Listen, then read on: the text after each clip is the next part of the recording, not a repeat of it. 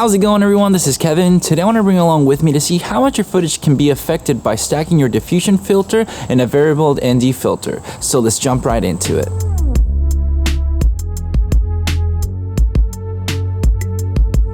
Have you ever been wanting to get a softer look while also maintaining your variable ND filter for the proper exposure for your aperture to get that like kind of creamy background and everything like that? I know that the Polar Pro has the variable ND mist, I think, filter by Peter McKinnon style, but sadly it's a rather quite expensive little bit of a filter. I think the filter is about like $200 give or take. I'm not 100% sure. I haven't really looked at it in quite a while, but I noticed that the price point of that is rather high for what I want to be using. So I kind of started fixating a bit ago to see what could I do to get that mist kind of like diffusion filter setup with a variable ND to film my videos. I've actually had this setup for quite a while actually, that I've been using with my ND filter and my diffusion filter together, but I wanted to show you how much it can affect your footage or not, in case you were wondering that question. A lot of the times people don't like stacking up filters because it can create some vignetting around the edges of the footage. So sometimes it depends on the focal range that you're shooting at. Will it affect it more or less, or maybe not at all? So I kind of want to put a little bit to the test. I'm going to be using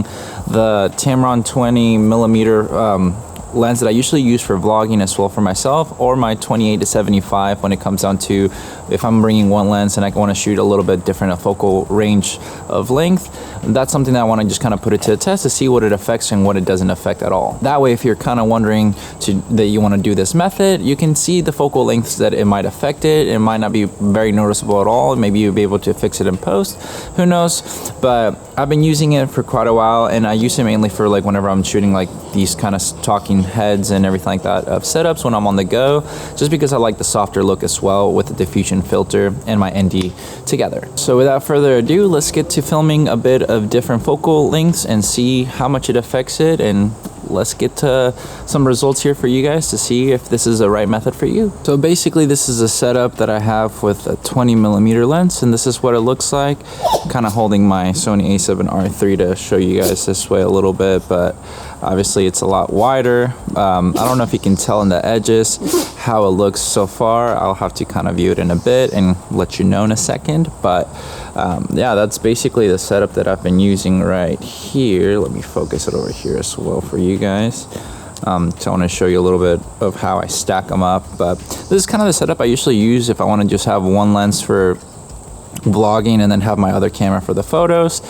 I use my 20mm because it's wide enough and I don't have to have my arm so far out. But yeah, that's the setup that I usually use for 20mm with the diffusion filter of Moment. It's the Cinebloom 20% and then a variable ND. But right now I just kind of, obviously I had to stop the camera and now I'm rolling again with a 20mm, and I just wanted to check a little bit of the footage behind on the camera to see what it looked like. And obviously I can see a little bit of vignetting. It's a given when you have that wide of a focal mark. So sometimes it might just be the focal length, not so much the filter themselves, but since it is pushing it out a little bit further when you stack up these filters, that's one of the reasons why you might get more vignetting than usual.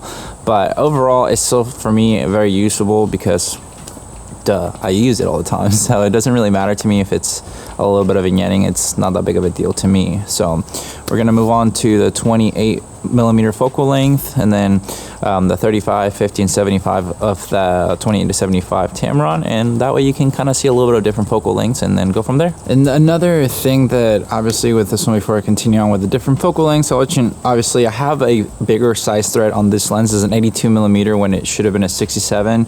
So you can get these 67. This is a Pro Mist versus the Cinebloom, and then another variable ND. So you can see it's a little bit smaller to kind of use.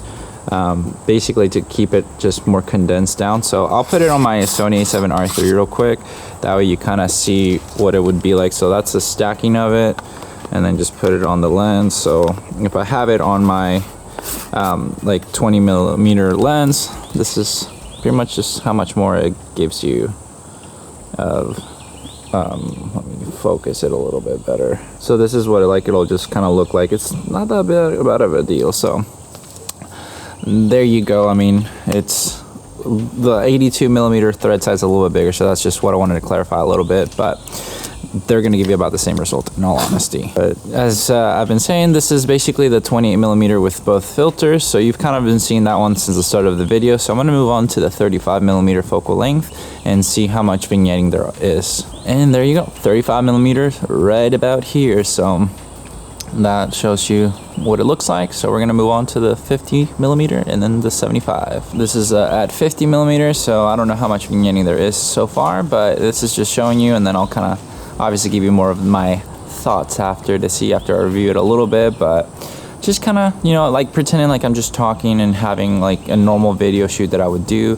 This is the point of this anyway. So off to 75mm. And here we go. This is a 75mm. I had to obviously scoot back a little bit. I don't want to get too up close and personal really with it, but this is the last focal length that I'll be using just for now, because I mean you can do with the 70 to 180 as well and everything like that, but for the most part people kind of tend to range into that 20mm range to like 75, maybe 85 to shoot anyway, because most of the time for video I don't think many people use the 70-180. I use it honestly, but not as often as I use this setup, so kind of keeping it simple and basic.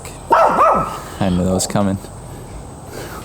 I can always anticipate when my dog's gonna bark, just because literally anytime that anybody moves, my dog barks like that. She's protecting the house. Can't even speak, the house. I was gonna say home, and then I was like, his.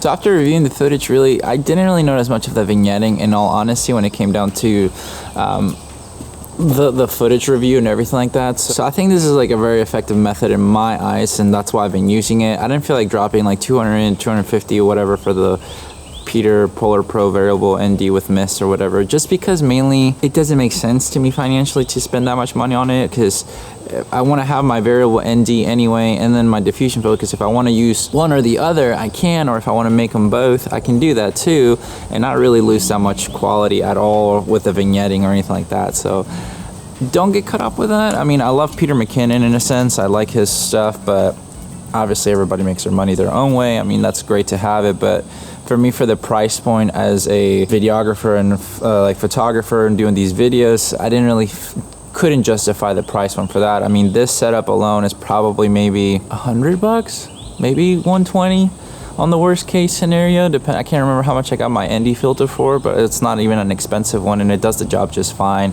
Obviously, the more you close it to make it darker, the more vignetting it could bring, but at this rate, it doesn't really matter to me. It's not that big of a deal, so I just I'm happy with the setup, and I wanted to share this with you guys just in case you were trying to find a solution to add that diffusion filter and your variable ND and find examples, because I know whenever I was like thinking about it, I couldn't really find anything.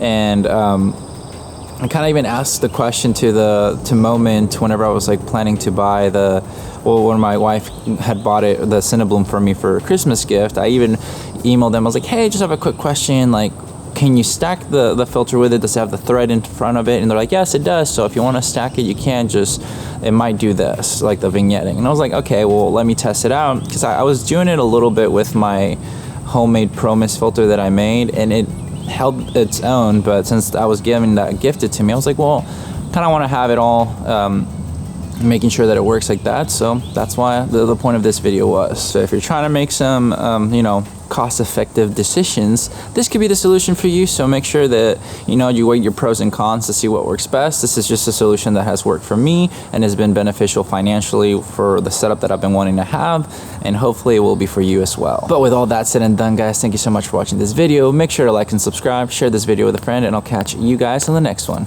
See ya.